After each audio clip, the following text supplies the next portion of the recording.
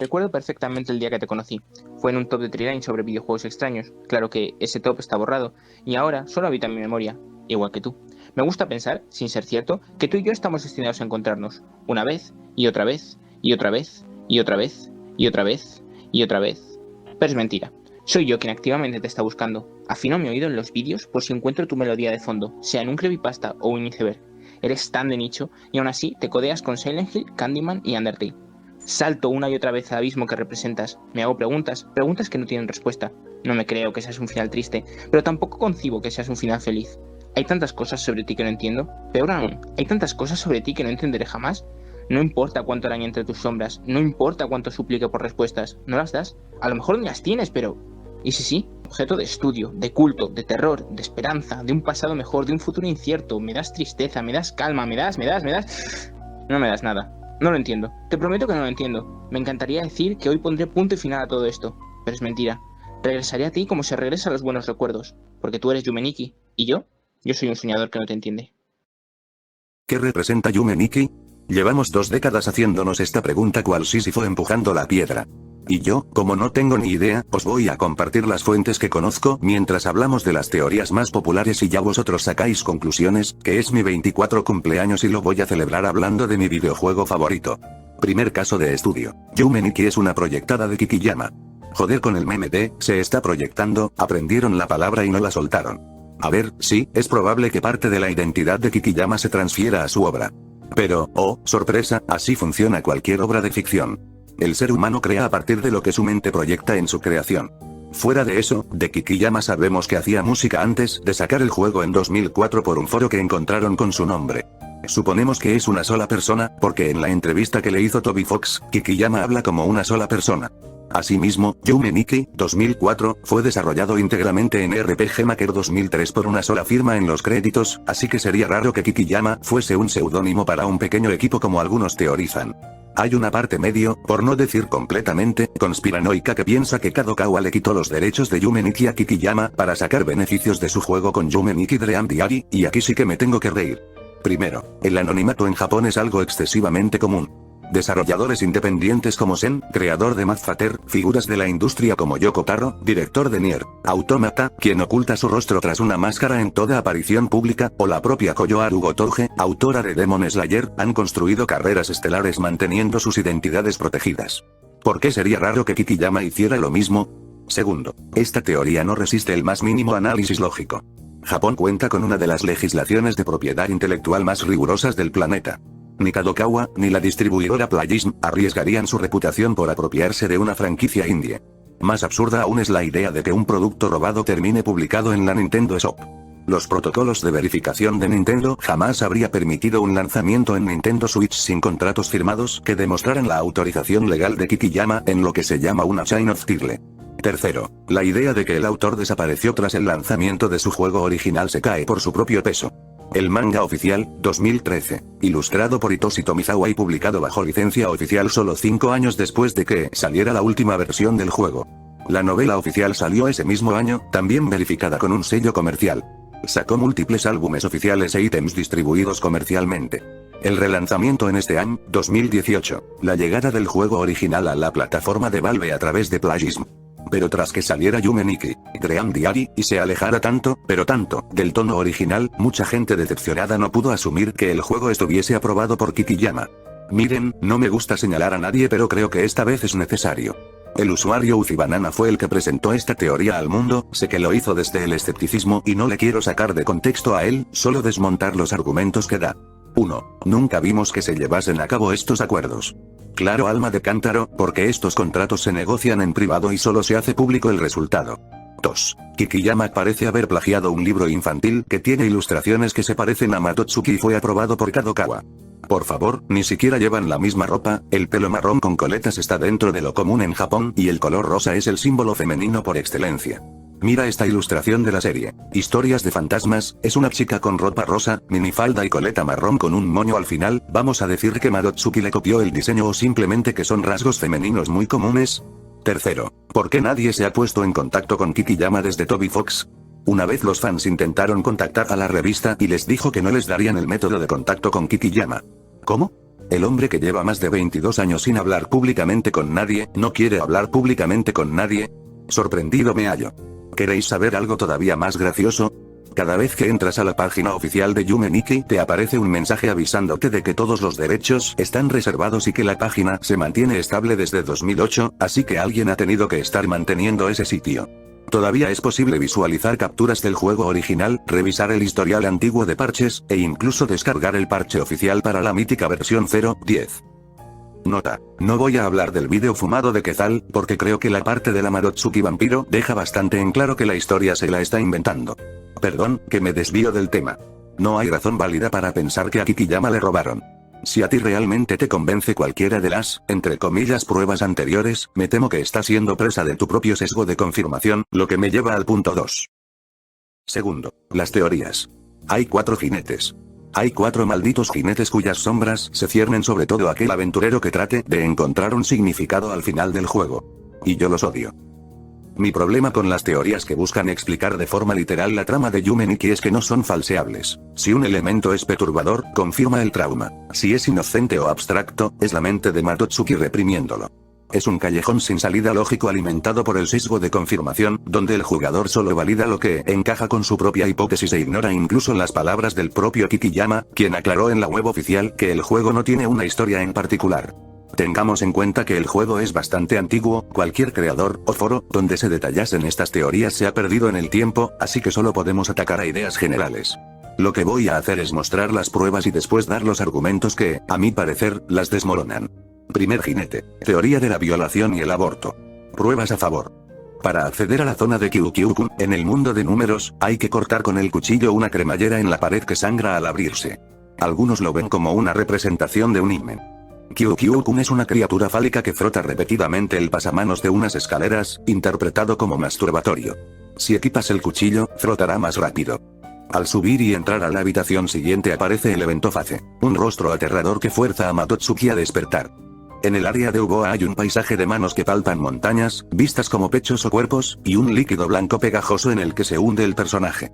Al final del juego, los efectos se dejan como huevos, lo que algunos vinculan a fertilidad. En la novela, en el escenario del bosque, aparece un pulpo rojo gigante que toca indebidamente a Madotsuki. Las pruebas del aborto serían: hay figuras que parecen mujeres embarazadas con el vientre abierto a la fuerza. El fondo del mundo de los grafitis parece un feto a medio formar. En contra. Primero, la cremallera no es el único elemento que sangra en el juego, cualquier cosa que apuñales lo hace. Hasta puedes encontrarte una caja en el desierto que sangra al ser apuñalada. Por no decir que de las cremalleras, vemos varias a lo largo del nivel. Si Madotsuki realmente estuviese traumatizada con ellas, todas te conectarían con esta sala y no solo una en específico. Segundo, el diseño de Kyukyukun no es tan único como parece. Podemos encontrar otras figuras tentaculares que destilan tonos de luces de neón. Su sonrisa también es reutilizada en la cara de Monoe. Lo que quiere decir que Kikiyama lo creó siguiendo un molde compartido, no para que fuese un trauma excesivamente único. Tercero, el evento de Face no es el único del juego que te fuerza a despertar, el evento de la bruja también cumple esta función cuando te caes de la cama, y este mismo evento puede ser cancelado en cualquier momento. Asimismo, si tiramos de simbolismo, Face no tiene por qué representar a un agresor en particular, podría simplemente representar como Madotsuki se imagina un mundo horrible ahí fuera. Cuarto, el área de Uboa tiene un monstruo sobre montañas. ¿Por qué representaría esto un cuerpo humano? Podemos forzarlo y decir que estos son las rodillas dobladas y esto los pechos, pero entonces ¿qué representa el último bulto que tiene un pie encima? Aunque el arte surrealista suele deformar los cuerpos, cuando quiere mandar un mensaje se asegura de ser coherente con lo básico. Por ejemplo, Dalí en su obra, El gran masturbador, la gran masa amarillenta y blanda representa el rostro del propio Dalí apoyado contra el suelo. Su nariz alargada y ojos cerrados simulan un estado onírico de un profundo conflicto interior. La imagen de Uboa, en cambio, es tan ambigua que incluso se podría interpretar como simple miedo a la oscuridad. Cosa que los usuarios han hecho. Quinto, el huevo representa fertilidad, correcto, pero también es la forma de la nave a Marte que pese al accidente consigue salir ilesa. ¿Por qué en ocasiones representa el abandono y en otras un espacio seguro donde dormir si supuestamente está representando un trauma? No hay una sola respuesta que no implique piruetas mentales. Sexto, la novela es un arma de doble filo, pues todo lo que ocurre está contado en segunda persona debido a que la protagonista es Poniko, y en todo momento lo vemos como su interpretación subjetiva. Sin mencionar que, aunque sea oficial, no es canónica. Séptimo, la figura del fondo en el mundo de los grafitis parece más bien inspirada en las masas circulares y de múltiples ojos del artista Taro Kamoto, como el usuario Blue Balloon Fighter señaló en su día. Si asumimos que los fondos de los escenarios representan los traumas de Madotsuki, ¿también vamos a decir que le tiene miedo a los charcos de colores? ¿O a los monos? Respecto a las figuras embarazadas, es solo una interpretación de lo que podrían ser estas criaturas. Interpretarlo literalmente como un aborto tiene tanto sentido como interpretar que las escaleras que suben hacia los jardines están ahí porque Madotsuki de pequeña se perdió en Machu Picchu. Poder podría ser, pero son solo interpretaciones sin pruebas reales, lo que comúnmente se conoce como apofenia, la tendencia a percibir conexiones o patrones con sentido en datos aleatorios. Además, la estructura de Yume Nikki no apela a una introspección. En el estudio habitual del trauma, cuanto más bajas más explícito se vuelve, en cambio en Yume Nikki es lo contrario, cuanto más bajas más aleatorio, circular y simbólico es todo lo que te encuentras. Segundo jinete, Madotsuki es transexual. Puntos a favor. En un momento del juego encuentras a Madotsuki encerrada en un armario. La expresión, coming out of the closet, que representa a la comunidad LGTB, se acuñó en los años 1950 y 1960, por lo que para 2004-2008 ya era más que conocida. Madotsuki puede ir tanto al baño de hombres como al de mujeres. Que el juego termine con su suicidio, representa correctamente una triste realidad que viven las personas trans. En contra. Primero, el armario no es un elemento simbólico exclusivo de la comunidad LGBT, también se utiliza como metáfora de claustrofobia, o de miedo a lo desconocido con el arquetipo del monstruo en el armario. Segundo, la escena de los baños portátiles no se puede descartar como la simple aleatoriedad de los sueños donde las convenciones sociales son irrelevantes. Tercero, el paralelismo con el suicidio hay que matizarlo. Verán, el trabajo más importante que llevó a cabo el estudio de esta situación de vulnerabilidad de las personas trans fue la Encuesta Nacional sobre Discriminación Transgénero, que fue administrada entre el sábado 1 de noviembre de 2008 y lunes 31 de agosto de 2009 por el National Center for Transgender Equality, NT, y el National LGBTQ Task Force, y se publicó en 2011. De este estudio sale el famoso porcentaje de que el 41% de las personas trans han sufrido pensamientos suicidas a lo largo de su vida. Para el tema que nos ocupa, más de uno ya habrá notado que este estudio especializado se realizó después de la salida de Yume Nikki. Cabe aclarar que antes del mismo también había estudios sobre la situación, pero eran mucho más de nicho y especializados, lo que hace que dude de que este tema haya sido una influencia para Kikiyama. Tercer jinete, la teoría del accidente de tráfico. Puntos a favor. Shitai-san, el cadáver en el bosque denso, yace en medio de una carretera rodeada de conos de tráfico. Al interactuar con él se obtiene el efecto semáforo. Visualmente sugiere una víctima de atropello. Monoko en el desierto blanco. Al usar el semáforo se deforma de forma grotesca, brazos extra, uno saliendo de la cabeza, herida en el torso, ojo desviado o saliendo, boca abierta. Muchos lo interpretan como la imagen distorsionada de alguien aplastado, con los huesos fuera de lugar y los sesos saliendo del cráneo.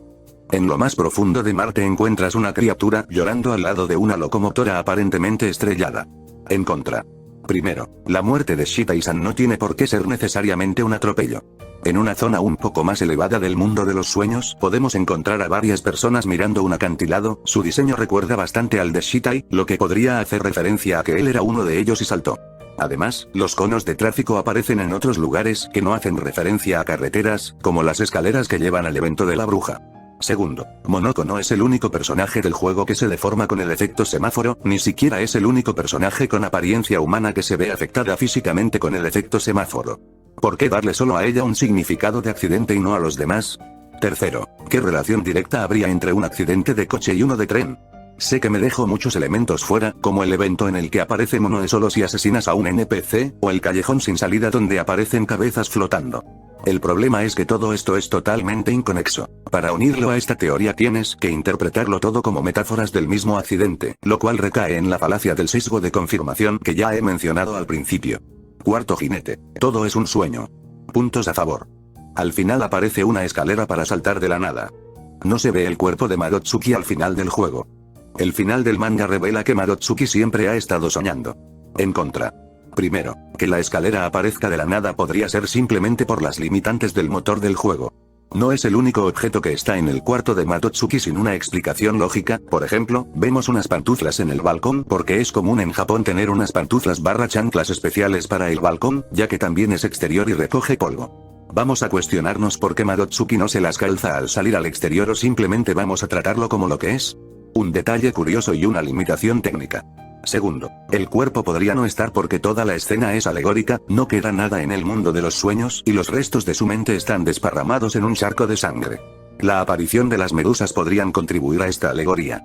Más aún teniendo en cuenta que después salen los créditos, lo que nos da a entender que no es una escena 100% literal. Tercero, el manga es tan aleatorio, en tantísimos sentidos, que tratar de utilizarlo como referente sólido cuando reinterpreta la historia como le da la gana, me parece un recurso tan fuera de lugar que prefiero ni comentarlo. Simplemente digamos lo evidente, es una obra que no está escrita por Kikiyama ni forma parte de la continuidad de los juegos. ¿Escucháis eso? Algo más galopa hacia mí. Quinto jinete, aceptar la ambigüedad. ¿Quieren saber mi conclusión? Al principio del todo, si intenta salir con Madotsuki por la puerta, esta negará con la cabeza. Vale, ese dato es algo que todos saben. Lo que sucede es que no todos lo interpretan correctamente.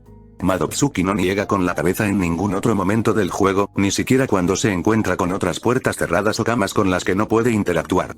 Madotsuki solo niega en ese momento, y si a mí me lo preguntan, esto no me parece una ruptura de la cuarta pared. Madotsuki niega para sí misma, se está diciendo que es incapaz de afrontar el mundo real.